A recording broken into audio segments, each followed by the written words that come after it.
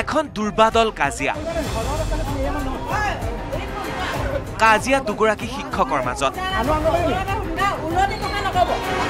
আমগুৰি শিক্ষাখণ্ডৰ অধীনস্থ 797 নম্বৰ ধুদৰালী প্ৰাথমিক বিদ্যালয়ৰ প্ৰধান শিক্ষক টুবুল আলী আৰু অংগনবাদী বিদ্যালয়ৰ শিক্ষয়িত্ৰী ৰেখা ভূঞা শইকীয়াৰ মাজত লাগিল তুমুল কাজিয়া।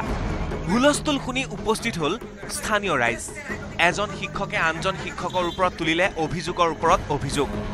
প্ৰধান শিক্ষকে বিদ্যালয়লৈ দেৰিকৈ অহাৰ বাবে শিক্ষয়িত্ৰীক গালি গালাজ কৰাতেই সূত্ৰপাত হ'ল কাজিয়াৰ।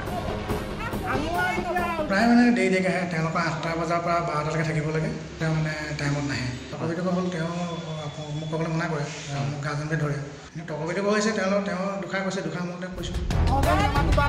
কণ কণ ছাত্ৰ ছাত্ৰীৰ সন্মুখতে দুই শিক্ষক শিক্ষয়িত্ৰীয়ে তুমুল কাজিয়া কৰা কাণ্ডক ধিক্কাৰ দিছে অভিভাৱকসকলে। আজি এখন স্কুলত সেই ষ্টুডেণ্টৰ আগত এজনী হেড শিক্ষকগৰাকীয়ে কৈছে যে চৰিয়ে কাণ ফালি দিম। তেতিয়াহ'লে আমাৰ উঠি অহা এই ল'ৰাখিনিয়ে আজি কি শিক্ষা ল'ব তেওঁলোকৰ পৰা? তাৰ কাৰণে আমি আজি এটা উচিত বিচাৰ বিচাৰিছোঁ আৰু এইটো আমাৰ গোটেই ৰাইজে আজি এই দুখন স্কুল তলা মাৰি দিছোঁ। শিক্ষকৰ কাজিয়াই চূড়ান্ত ৰূপ লোৱাৰ পিছতে অতিষ্ঠ হৈ অভিভাৱকে তলা ওলমালে বিদ্যালয়খনত। অৱশেষত আৰক্ষী উপস্থিত হৈ নিয়ন্ত্ৰণ কৰে পৰিস্থিতি।